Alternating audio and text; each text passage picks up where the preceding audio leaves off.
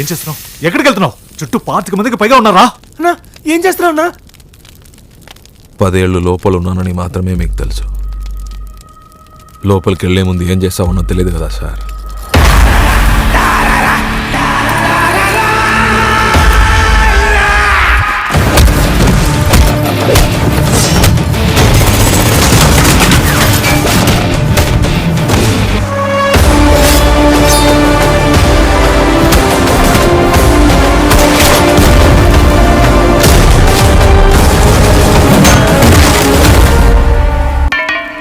ఏంది సత్తావని భయం ఎత్తుందా?